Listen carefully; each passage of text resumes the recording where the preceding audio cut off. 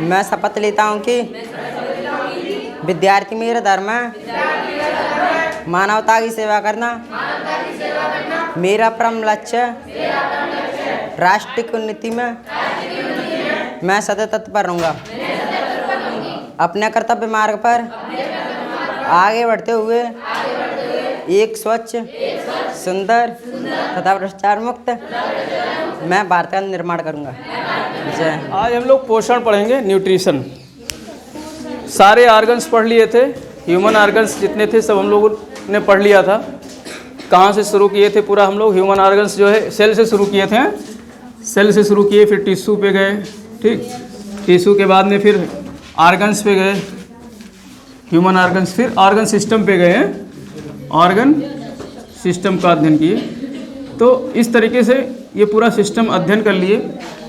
आज हम लोग पोषण का अध्ययन करेंगे, जो मतलब हमारा शरीर जिससे चल रहा है वो मुख्य चीज़ क्या है? पोषण ही है, न्यूट्रिशन है। क्योंकि देखो हमारे शरीर के जो मानव शरीर है, ये मान लो यहाँ पर एक मानव है, इस तरीके से बना देते हैं कोई, देखो गोल, पता नहीं क्यों पृथ्वी ही बनाने की आदत है मुझे, जो है सबसे पहले जो है आदमी चेहरा गोल ही बनाता हूँ, ठीक। ये होमोनिड शैतान है, कोई मानव है, ठीक।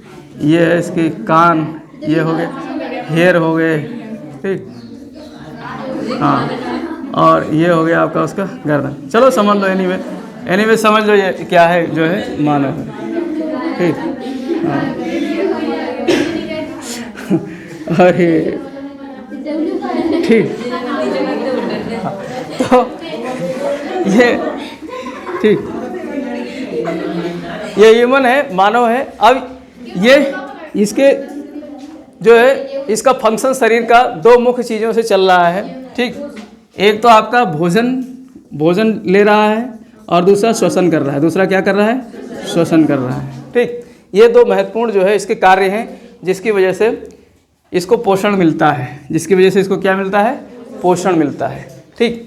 अब ये दोनों कार्य होते हैं, तो ये दोनों कार्य जो है किसकी वजह से संपन्न होते हैं? तो एक क्रिया होती है जैव रासायनिक क्रिया, जिसको मेटाबॉलिज्म बोलते हैं। जिसको क्या बोलते हैं? मेटाबॉलिज्म। मेटाबॉलिज्म, उपापचय शायद हिंदी में कहते हैं, उपापचय, जिसमें कैटाबॉलिज्म और एनाबॉलिज्म दो क्रिया होती है, कैटाबॉलिज्म और एनाबॉलिज्म, ठीक। ये दो क्रियाएं संपन्न होती हैं। यही दो क्रियाएं हैं जो मानव को जीवित रखती हैं, मानव को जीवित रहती हैं। ये जैव रासायनिक क्रिया कहलाती है। कौन सा? मेटाबॉलिज्म। कैटाबॉलिज्म में क्या होता है? विध्वंस होता है। कैटाबॉलिज्म, कैटा मतलब काटना, क्या काटना? विध्वंस करना, तोड़ना फोड़ना, काट देना। तो इसमें विध्वंसात्मक क्रिया होती है, विध्वंस की क्रिया होती है कैटाबॉलिज्म में। और इसमें एनाबॉलिज्म में निर्माण होता है। एनाबॉलिज्म में क्या होता है? निर्माण होता है। विध्वंस किस चीज़ का होता है? विध्वंस जो है जैसे मान लेते हैं, और जो हमने खाया पिया, फिर श्वसन की सहायता से क्या होता है? उसका वो जो है टूटती है, फूटती है, कई उसमें टुकड़ों में उसका विखंडन होता है। तो श्वसन एक महत्वपूर्ण कार्य है कैटाबॉलिज्म का। श्वसन एक महत्वपूर्ण कार्य है जो कैटाबॉलिज्म का कार्य करता है। और निर्माण में क्या होता है? कुछ चीज़ें जुड़ती हैं और उससे एक नया निर्माण होता है। जैसे ये 20 एमिनो एसिड मिलकर के एक क्या बनाती हैं? प्रोटीन बनाती हैं। 20 एमिनो एसिड मिलकर के एक जो है प्रोटीन बनाती हैं। तो ये जुड़ रही हैं, यहाँ पर क्या हो रहा है? निर्माण हो रहा है। तो कैटाबॉलिज्म और एनाबॉलिज्म ये दो जैव रासायनिक क्रियाओं के माध्यम से जो कुछ भी हम खाते पीते हैं वो सब हमारे शरीर में जो है उससे पोषण का निर्माण होता है। हमारा शरीर जो है फंक्शन करता है, गति करता है, क्रिया करता है। तो ये महत्वपूर्ण फंक्शन है जो हमारे शरीर को जीवित रखता है मेटाबॉलिज्म के माध्यम से, जो कैटाबॉलिज्म और एनाबॉलिज्म की सहायता से संपन्न होता है, ठीक। अब ये कैसे, ये पोषण में कैसे तब्दील हो जाता है, किस तरीके से? भाई जैसे हमने कोई चीज़ खाया, भोजन जो हमारे जो है मुख गुहा से पहुंचा, छोटी आंत में पूरा पाचन हो गया, और पाचन हो करके वो उस सबसे लघुतम रूप में पहुंच गया जो हमारे सेल्स को चाहिए, जो हमारे भाई अल्टीमेट तो सेल को ही चाहिए। और सेल जो है आंतरिक श्वसन करती है। सेल और टिश्यू क्या करते हैं? आंतरिक श्वसन करते हैं। पढ़ा दिया है मैंने श्वसन। तो आंतरिक श्वसन करके उस जो सूक्ष्म तत्व है जो हमारे शरीर को मिला है, उस तत्व से वो एनर्जी उत्पन्न करते हैं। क्या करते हैं? एनर्जी, ऊर्जा बनाते हैं। और उस ऊर्जा से ही हम मेंटेन हैं, उस ऊर्जा से ही, फिर उसी ऊर्जा से जो है ये क्रिया निरंतर चलती रहती है। एक बार ऊर्जा उत्पन्न हो गई, फिर उस ऊर्जा से ये सारी क्रियाएं चलती रहती हैं। शरीर के अंदर जो है कैटाबॉलिज्म चलता रहता है और एनाबॉलिज्म चलता रहता है, इसी ऊर्जा के कारण। एक बार ऊर्जा, तो इसीलिए इंसान जो है, इंसान का जो इनर पार्ट है, जो इनर जो सिस्टम है, वो होम्योस्टैटिक होता है। क्या होता है? होम्योस्टैटिक होता है। एक बार स्टार्ट हो गया तो जब तक मरेगा नहीं तब तक चलता रहेगा। एक बार स्टार्ट हो गया, ऊर्जा जनरेट हो गई, अब उस ऊर्जा से ही भोजन का विखंडन हो रहा है, भोजन फिर से नई ऊर्जा ले रहे हैं, उसी से फिर खनिज पदार्थ का अवशोषण हो रहा है, ग्रहण हो रहा है शरीर के अंदर। तो इस तरीके से ये पूरा सिस्टम हमारे शरीर का चलता रहता है। तो हम लोग जो है इसी न्यूट्रिशन का बात करेंगे, पोषण का बात करेंगे।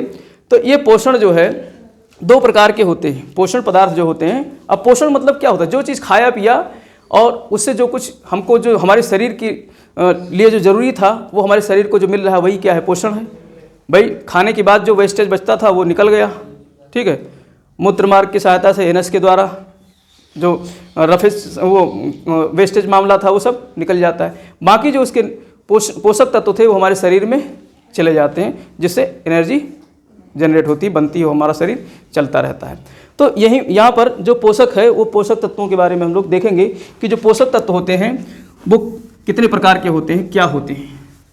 देखो, इस दुनिया में जो भी चीज़ बनी है वो 2 तरीके की होती है, या तो वो कार्बनिक होंगी या अकार्बनिक होंगी, या तो वो कार्बनिक होंगी या क्या होंगी? अकार्बनिक। तो पोषण भी उससे कहीं अलग नहीं है। पोषण जो है, जो पोषण के तत्व हैं वो भी 2 प्रकार के हो सकते हैं, या तो वो कार्बनिक हो सकता है या अकार्बनिक हो सकता है। कार्बनिक हो सकता है या अकार्बनिक हो सकता है। नाम ही है, कार्बन दोनों में लगा है, आ लगा है, आ मतलब नहीं, आ मतलब नहीं, नहीं क्या चीज़? कार्बन। जिस जो है पोषण तत्व में कार्बन नहीं होगा उसको क्या बोलेंगे? अकार्बनिक। और जिसमें कार्बन होगा, जिसमें क्या होगा? कार्बन होगा, उसको बोलेंगे कार्बनिक। उसको क्या बोलेंगे? कार्बनिक। तो ऐसे कार्बनिक तत्व जो है, जैसे कार्बोहाइड्रेट, जैसे क्या है? कार्बोहाइड्रेट, इसमें कार्बन पाया जाता है। जैसे क्या है? वसा, इसमें कार्बन पाया जाता है। जैसे क्या है? प्रोटीन, ठीक है, इसमें कार्बन पाया जाता है। जैसे क्या है आपका? विटामिन्स, इसमें कार्बन पाया जाता है। जैसे रफेज, रेशे वाले चीज़, जैसे रेशा वाले चीज़, फाइबर जिसको कहते हैं, ठीक है, फाइबर। तो यहाँ से भी प्रश्न आता है, फाइबर क्या है? कार्बनिक पदार्थ है या अकार्बनिक? तो फाइबर क्या है? कार्बनिक पदार्थ है, ठीक। तो ये सारी चीज़ें क्या हैं? कार्बनिक पदार्थ है। और अकार्बनिक, जिसमें कार्बन नहीं होता है, आपका जल है, पानी है, ठीक है। पानी का फार्मूला क्या होता है? H2O। इसमें हाइड्रोजन और ऑक्सीजन 2 ही चीज़ तो दिख रहे हैं, कार्बन नहीं दिख रहा है, तो इसमें कार्बन नहीं होता है। दूसरा है खनिज तत्व। दूसरा क्या है? खनिज लवण या खनिज तत्व, खनिज लवण, इसमें भी क्या नहीं होता है? कार्बन नहीं होता है। तो ये 2 चीज़ तो हो गए जिसमें क्या नहीं है? कार्बन नहीं है। और ये 4-5 आइटम जो हो गए जिसमें क्या है? कार्बन है। तो ये 7 मुख्य पोषक तत्व होते हैं। 7 मुख्य क्या हैं? पोषक तत्व होते हैं, जिनको हम 2 भागों में कैटेगराइज कर सकते हैं। भाई कार्बन, अगर कार्बोहाइड्रेट को हम अंग्रेजी में लिखते हैं तो CRBO, बी कार्ब हो गया और O लगा दिए, कार्बो हो गया, और HYDRATE, कार्बोहाइड्रेट। अब देखो, कार्बो लगा है तो कार्बन तो पहले ही हो गया, कार लगा है, कार्बो से क्या हो गया? कार्बन हो गया, और O से क्या हो गया? ऑक्सीजन हो गया, H से क्या हो गया? हाइड्रोजन हो गया, H से क्या हो गया? हाइड्रोजन हो गया। तो जहाँ जहाँ जिस फार्मूले, जब केमिस्ट्री हम लोग पढ़ेंगे, जब फार्मूला देखेंगे, तो जिस तत्वों में, जिस पदार्थों में C लगे होंगे वो क्या होंगे? कार्बनिक पदार्थ होंगे। वो क्या होंगे? कार्बनिक पदार्थ होंगे।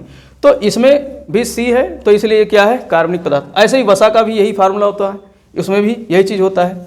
तो ये सब क्या है, जो है कार्बनिक पदार्थ हैं जिसमें कार्बन की मात्रा पाई जाती है। हमारा शरीर भी कार्बनिक है, हमारा शरीर भी क्या है, कार्बनिक है। हमारे शरीर में भी जो है कार्बन पाई जाती है। ज़्यादातर जो भी एलिमेंट्स हैं ज़्यादातर सब में क्या है, मोस्टली कार्बन पाया जाता है ज़्यादातर में। तो इस तरीके से अब इसमें से भी हमारे शरीर को कुछ चीज़ों की ज़्यादा आवश्यकता होती है, कुछ चीज़ों की कम आवश्यकता होती है। कुछ चीज़ों की ज़्यादा, जैसे कार्बोहाइड्रेट है, वसा है, प्रोटीन है, इनकी ज़्यादा आवश्यकता होती है। ठीक, तो इनकी ज़्यादा आवश्यकता होती है, इसलिए इनको कहते हैं माइक्रोन्यूट्रिएंट्स। क्या बोलते हैं, माइक्रोन्यूट्रिएंट्स, माइक्रो। ठीक, गुरु पोषण इसको बोलते हैं, गुरु पोषण। गुरु मतलब क्या होता है, भारी। गुरु पोषण इसको बोलते हैं। हमारे शरीर को ज़्यादा मात्रा में चाहिए क्या, कार्बोहाइड्रेट, वसा, प्रोटीन ज़्यादा चाहिए, क्योंकि इसी से तो हमारा शरीर जो है संचालित होता है, चलता है। तो इसको बोलते हैं मैक्रोन्यूट्रिएंट्स, गुरु पोषण। गुरु मतलब भारी, जिसकी अधिक आवश्यकता हो हमारे शरीर को। तो कार्बोहाइड्रेट सबसे क्या काम करता है, ऊर्जा बनाता है। कार्बोहाइड्रेट ऊर्जा देता है शरीर को ना। फिर दूसरे नंबर पे वसा ऊर्जा देता है। फिर तीसरे नंबर पे प्रोटीन देता है। प्रोटीन की आवश्यकता कब पड़ती है, जब ये दोनों खत्म हो जाते हैं शरीर से। और ख़त्म कब होंगे, जब हम आमरण अनशन पे बैठ जाएंगे, उपवास करने शुरू कर देंगे। या तो जैन मुनि लोग क्या करते हैं, आमरण अनशन करते हैं। उसमें जो है संलेखना एक पद्धति है, जैनियों में एक पद्धति है संलेखना। वो लोग क्या करते हैं कि जो है जो अपना देह त्याग करने के लिए इस तरीके से जो है ध्यान में बैठ जाते हैं, सब कुछ खाना पीना छोड़ करके। ठीक है, जब तक प्राण शरीर से निकल नहीं जाता है तब तक उसी ध्यान मुद्रा में बैठे रहते हैं। तो इतनी जल्दी शरीर तो मरेगा नहीं, क्योंकि शरीर एक क्रिया विज्ञान की तरीके से काम करता है।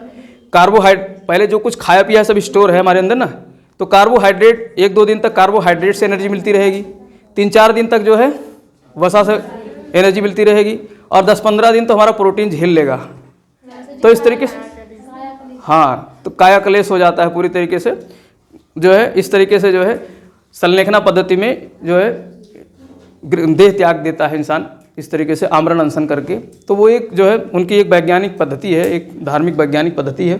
तो वहाँ पर जरूरत पड़ती है, प्रोटीन से ऊर्जा वहाँ मिलती है। लेकिन प्रोटीन का मुख्य काम क्या है, ये निर्माणक पदार्थ है। प्रोटीन कैसा है, निर्माणक पदार्थ है। हमारे शरीर में निर्माण करता है, टूट फूट को रिपेयर करता है, वेल्डिंग करता है, वेल्डिंग मटेरियल है। कहीं पर कुछ टूट गया, जैसे बच्चा है खेल रहा है, ठीक है, तो उसका कहीं पे कुछ फ्रैक्चर हो गया, टूट गया, कुछ हो गया, तो प्रोटीन जल्दी से रिपेयर कर देता है। कोई टिश्यू है, कोई जो है सेल है, डैमेज हो गई, उसको जल्दी से रिपेयर कर देता है। ठीक है, तो ये निर्माणक प्रक्रिया है प्रोटीन। लेकिन ये दोनों मुख्य क्या है, हमको एनर्जी देते हैं। तो कार्बोहाइड्रेट सबसे पहले नंबर पे ऊर्जा देती है, फिर उसके बाद में वसा देती है। और जो है कार्बोहाइड्रेट से जो एनर्जी मिलती है, अगर 1 ग्राम आप कार्बोहाइड्रेट खा रहे हो, कितना, 1 ग्राम, तो उससे लगभग 4.3 किलो कैलोरी ऊर्जा मिलती है। कितनी, 4.3 किलो कैलोरी ऊर्जा मिलती है। किससे, कार्बोहाइड्रेट से। कार्बोहाइड्रेट से 4.3 किलो, 1 ग्राम, यानी चना, जैसे एक चना का दाना ले लो, लगभग 1 ग्राम का होता है। एक चना का दाना अगर उसमें कार्बोहाइड्रेट है तो कितना मिलेगा उससे ऊर्जा, 4.3 किलो। और हम लोगों को पर डे चाहिए लगभग जो है 1800, 2000, 2500 के आसपास किलो कैलोरी ऊर्जा हमारे शरीर को चाहिए जो है। तो इसीलिए तो हम लोग मुट्ठा भर चना खा लेते हैं, पेट भर हचक के जो है चावल खा लेते हैं, दाल खा लेते हैं, तभी तो सारी चीज़ें जो है मिलती हैं। और ये कन्वर्ट होने में टाइम लगता है, तो जो आज खाया है वो एनर्जी में कन्वर्ट होगा, उसका पूरा मेटाबॉलिज्म सिस्टम कंप्लीट होगा, तभी तो एनर्जी में कन्वर्ट होगा। तो ये सब संचित रहता है, रिजर्व में रहता है। जो आज हम खा रहे हैं उसको एनर्जी में कन्वर्ट होने में 3-4 दिन का समय लगता है, तो पहले से ही सारी प्रक्रिया चलती रहती है। ठीक, तो और जो वसा है, 1 ग्राम वसा खाओगे तो इसमें लगभग 9.6 किलो कैलोरी ऊर्जा निकलती है। ये इसमें बहुत ज़्यादा निकलती है, 9.6 के आसपास किलो कैलोरी ऊर्जा निकलती है, शायद यही है। 1 ग्राम अगर खाओगे, बस मतलब 1 ग्राम वसा का जारण होगा तो इतनी एनर्जी निकलेगी। और प्रोटीन में 1 ग्राम प्रोटीन के जारण से 4.2 किलो कैलोरी ऊर्जा निकलती है। कितनी, 2 किलो कैलोरी ऊर्जा। तो लेकिन वसा जो है, वसा के पाचन, वसा से एनर्जी बनने में टाइम लगता है। सबसे सरल फॉर्म ऊर्जा का क्या है, कार्बोहाइड्रेट, जिसको हम सरल भाषा में शुगर कहते हैं।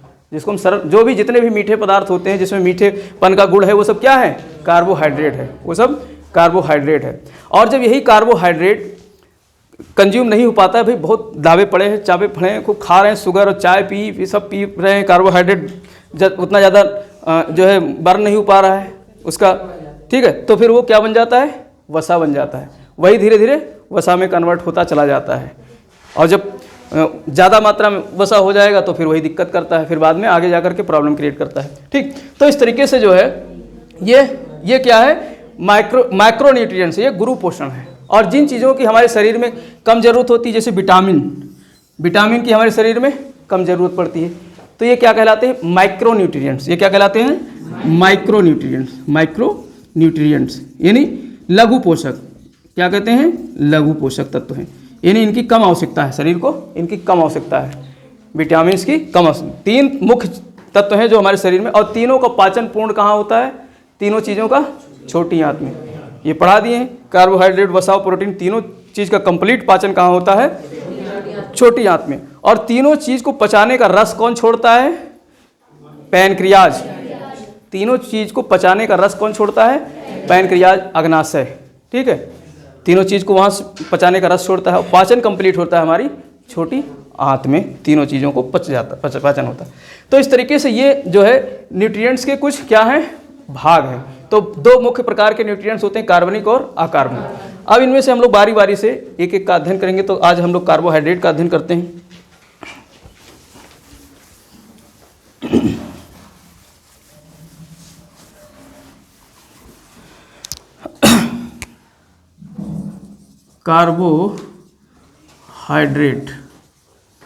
कार्बोहाइड्रेट, ठीक है। अब इसमें जो है इसका जो फार्मूला होता है C6H12 और O6, ये फार्मूला होता है, ठीक है। CHO इसमें किससे मिलकर बना है, CHO से, कार्बन, हाइड्रोजन और ऑक्सीजन, यानी 3 तत्व पाए जाते हैं, कार्बन, हाइड्रोजन और ऑक्सीजन, ठीक। अब अगर इसको सॉर्ट करें, अगर इसको कॉमन फैक्टर कर दें, कॉमन फैक्टर से डिवाइड कर दें, तो क्या बचेगा यहाँ, C1H2 और O1। ये रेशियो है। कार्बोहाइड्रेट में क्या रेशियो होता है, 1:1 का रेशियो होता है। प्रश्न कभी कभी यहाँ से पूछ लेता है कि कार्बोहाइड्रेट में कितना कार्बन पाया जाता है, कितना हाइड्रोजन पाया जाता है, कितना ऑक्सीजन पाया जाता है। तो हाइड्रोजन जितना पाया जाता है उसका आधा आधा क्या पाया जाता है, कार्बन और ऑक्सीजन। हाइड्रोजन का आधा क्या पाया जाता है, कार्बन और ऑक्सीजन। तो 1:1 का क्या होता है, रेशियो होता है, 1:2, 2:1। ये क्या है, इसका कार्बोहाइड्रेट का क्या है, फार्मूला है, ठीक है। ये रेशियो है। तो प्रश्न यहाँ से कभी कभी पूछ लेते हैं एग्जाम्स में, इसको वो मत मानना कि ये साइंस का प्रश्न है तो हमारा मतलब किसी कंपटीशन नहीं पूछा जाएगा। ये जो है आपका SSC हुआ, ठीक है, और PCS की परीक्षा हुई, इन सब परीक्षाओं में ये रेशियो पूछ लेता है। तो ये रेशियो आपको ध्यान रखना है कि इसमें जो रेशियो होता है 1:1 का रेशियो होता है। अब ये जो कार्बोहाइड्रेट है ये 3 प्रकार के होते हैं। कार्बोहाइड्रेट कितने प्रकार के होते हैं, 3 प्रकार के होते हैं। एक होता है मोनोसैकराइड,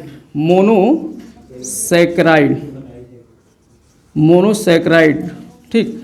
मोनो का मतलब क्या होता है, सिंगल, मोनो का मतलब होता है सिंगल, ठीक। और सैकराइड मतलब होता है शुगर। सैकराइड किससे बना है, शुगर से। शुगर जिसको विज्ञान की भाषा में कार्बोहाइड्रेट कहते हैं। तो जो सिंगल तत्व से बना होगा वो वो कौन सा कार्बोहाइड्रेट होगा, मोनोसैकराइड होगा, जो सिंपल होगा, जो सरल होगा, इसको पचाने में दिक्कत नहीं होगी, ठीक है। तो ऐसे सैकराइड्स कौन से होते हैं, जैसे ग्लूकोज। ऐसे सैकराइड कौन से होते हैं, जैसे ग्लूकोज। आपने नाम सुना होगा कि हाँ, ग्लूकोज, आपने ग्लूकोज का नाम सुना होगा कि जो है ग्लूकोज के पाउडर आते हैं, हम लोग जो है गर्मियों में बच्चों को दे देते हैं।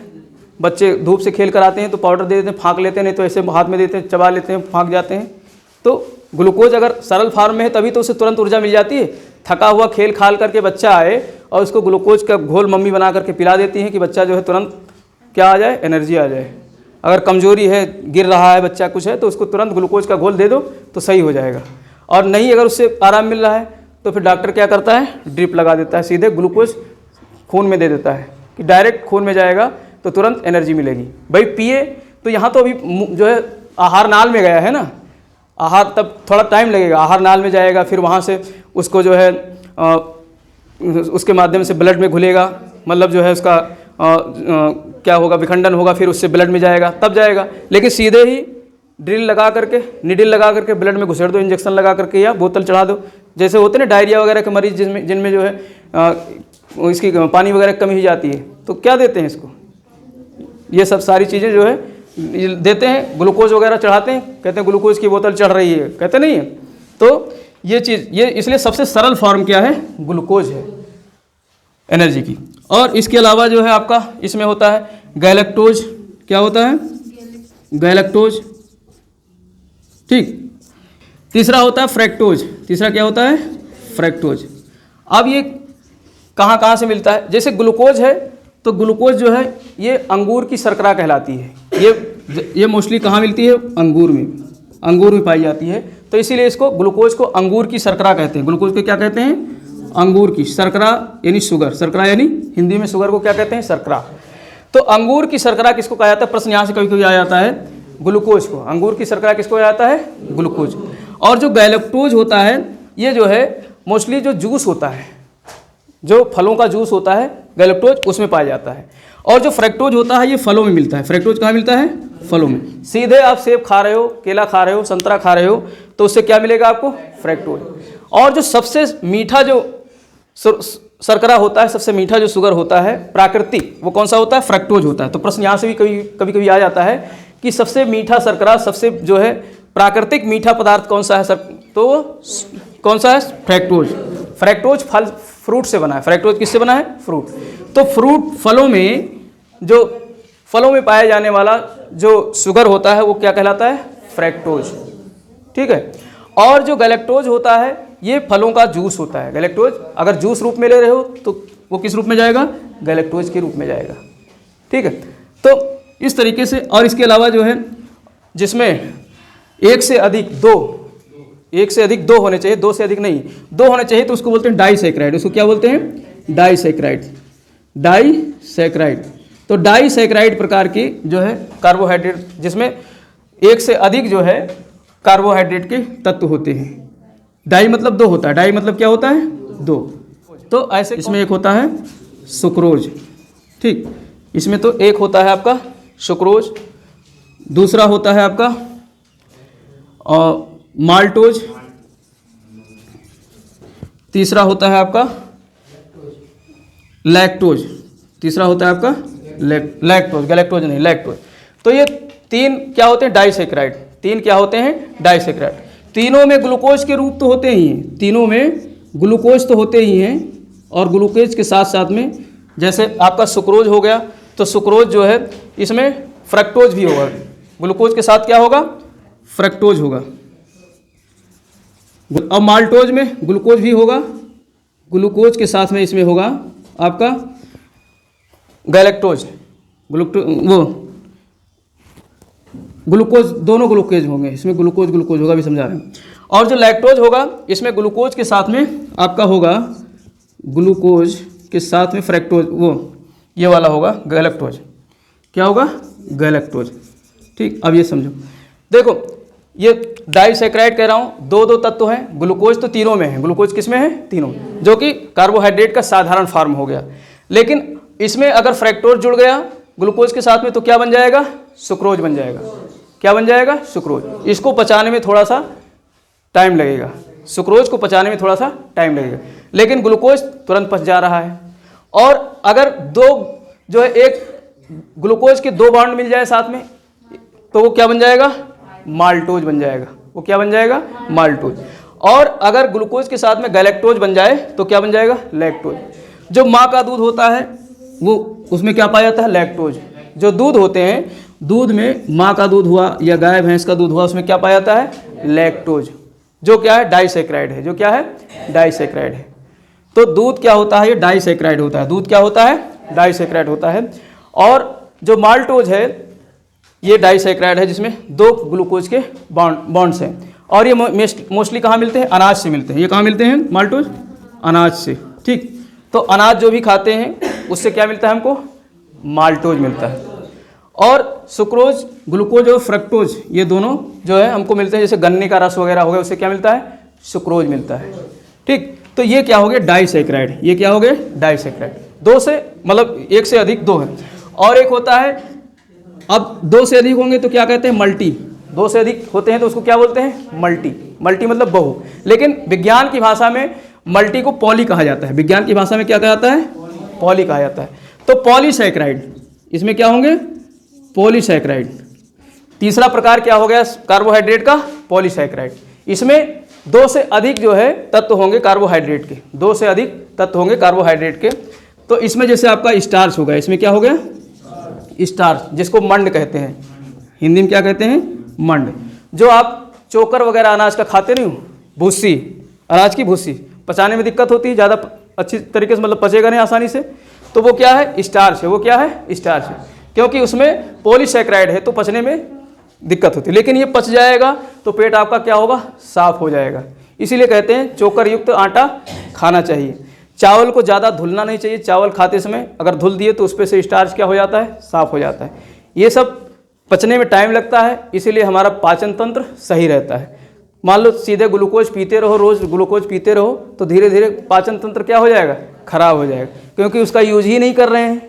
सीधे ग्लूकोज पिला पिला करके पाचन तंत्र सो रहा है, कह रहा है अरे भैया हमारा तो ऐसे ही ले रहा है, सोते रहो। और सोता रहेगा तो एक दिन सोता ही रह जाएगा, फिर जगेगा ही नहीं, तो पाचन तंत्र खराब हो जाएगा। ठीक, तो स्टार्च जो है इसी प्रकार का है जो पॉलीसैकेराइड है।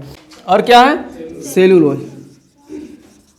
सेल्यूलोज ये जो है मोस्टली जो लकड़ी की छाल होती है, लकड़ी छाल वाल होते हैं, इनसे मिलता है। इनको तो पचा ही नहीं सकता है इंसान।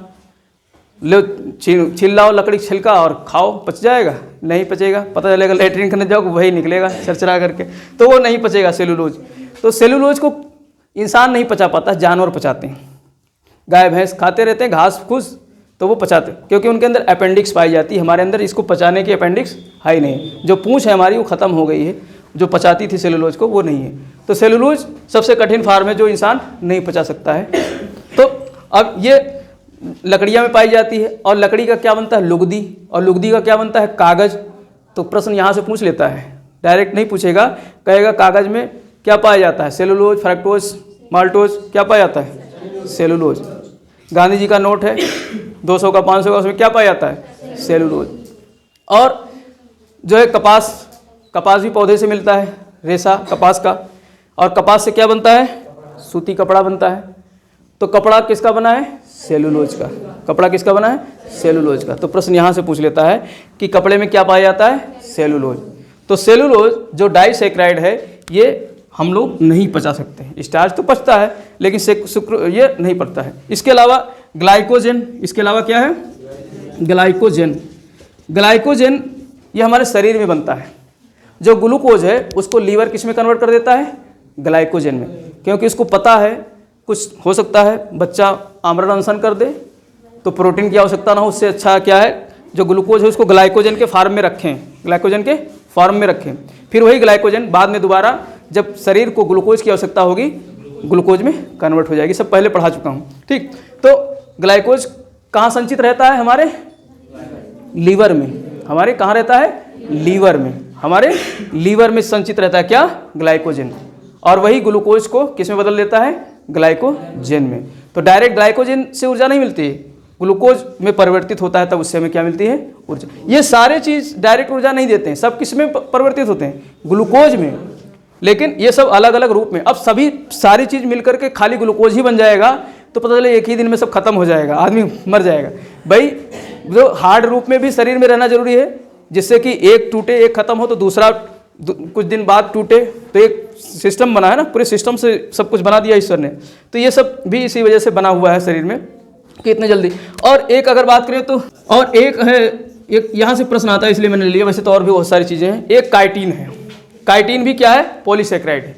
काइटिन क्या है, पॉलीसैकेराइड। अब काइटिन जो होता है ये आपको कहाँ देखने को मिलेगा, तो जितने भी जीव जंतु हैं आर्थोपेडा वाले, आर्थोपोडा जिसको बोलते हैं, तो उसके जो है बाह्य कंकाल में, उसके बाह्य कंकाल में क्या पाया जाता है, काइटिन पाया जाता है। तो काइटिन कार्बोहाइड्रेट है जो पॉलीसैकेराइड है, और इससे जो है आर्थोपेडा के क्या बनते हैं, बाह्य कंकाल बनते हैं। अब जैसे आप जो है मछली देखा है ना, मछली इस तरीके से मछली होती है,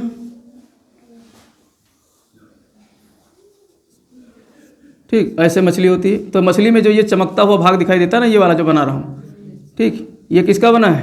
कार्बोहाइड्रेट का। ये वाला भाग जो चमक रहा है, ठीक, ये वाला भाग किसका बना है? कार्बोहाइड्रेट का। और वो भी कौन सा? काइटिन का है। किसका बना है? काइटिन का। और तिलचट्टा देखा है, तिलचट्टा का ऊपर चिकना वाला भाग होता है, वो किसका बना हुआ? तिलचट्टा मतलब काकरोच, कॉकरोच का ऊपर चिकना वाला भाग, वो किसका बना हुआ है? काइटिन का बना हुआ है। तो ये सब बाह्य कंकाल जो बनते हैं, किसके बनते हैं? काइटिन के। ये तो इसको तो और नहीं बचा सकता है, इसको तो आदमी जो है, ये तो एक पूरा हड्डी बन गया है ठोस होकर के। तो इस तरीके से ये सब किसके रूप है? पॉलीसैकेराइड के रूप हैं। यानी सबसे कठिन किसको पचाना है? पॉलीसैकेराइड को, ठीक है। और उससे कम कठिन कौन सा है? डाइसैकेराइड। और सबसे सरल फॉर्म क्या है? मोनोसैकेराइड, जिसको हम आसानी से पचा लेते हैं। और मोनोसैकेराइड में भी सबसे सरल फॉर्म क्या है? ग्लूकोज है। सबसे सरल फॉर्म क्या है? ग्लूकोज है, ठीक। तो ग्लूकोज अंगूर की शर्करा ग्लूकोज के कहते हैं, और जो है फ्रैक्टोज फलों से मिलता है, और गैलेक्टोज जो है फलों के जूस से मिलता है। और सुक्रोज में ग्लूकोज और फ्रैक्टोज दोनों मिलते हैं, ठीक। गन्ने के रसवस से मिलता है सुक्रोज, ठीक। और सबसे मीठी अगर शर्करा कोई है तो कौन सी है? फ्रैक्टोज है। प्रश्न यहाँ से आता है, सबसे मीठी शर्करा, सबसे मीठा कार्बोहाइड्रेट कौन सा है? फ्रैक्टोज है। प्राकृतिक, वैसे तो मानव चीनी बना लेता है, ठीक, सैकरीन बनाता है चीनी के रूप में, मीठा, सबसे मीठा पदार्थ तो वही हो जाता है सैकरीन, जो क्या है? मानव निर्मित है, और वही जहर है हमारे लिए। वही क्या है? जहर है, ठीक। तो और जो माल्टोज है, ये इसमें ग्लूकोज के 2 बॉन्ड्स मिलते हैं, ग्लूकोज, तो क्या बन जाता है? माल्टोज। ये अनाज में पाया जाता है माल्टोज, जो कुछ भी अनाज खाते हैं उसमें क्या स्टोर रहता है? माल्टोज। और लैक्टोज, दूध में लैक्टोज और गैलेक्टोज, ये दोनों मिलकर के क्या बनाते हैं? लैक्टोज, ठीक है। और इसके अलावा जो है स्टार्च और आपका सेलुलोज, ग्लाइकोजन, काइटिन, ये सब किसके रूप हैं? पॉलीसैकेराइड के। तो इस तरीके से ये क्या? कार्बोहाइड्रेट, जहाँ से प्रश्न आते हैं वो मेन जो है मुद्दे हमने कार्बोहाइड्रेट के कवर किए। अब कल जो है हम लोग वसा और प्रोटीन, इन चीज़ों को पढ़ेंगे। जब ये मतलब न्यूट्रिएंट्स पढ़ लेंगे, फिर हम लोग देखेंगे इनकी कमी से कौन कौन से रोग होते हैं, ठीक। तो उन रोगों का अध्ययन करेंगे, फिर रोग के प्राकृतिक उपचार के, भाई यही चीज़ कम होती है तो शरीर में रोग बन जाते हैं, तो इनको प्राकृतिक रूप से ठीक किया जा सकता है, बड़ा करके।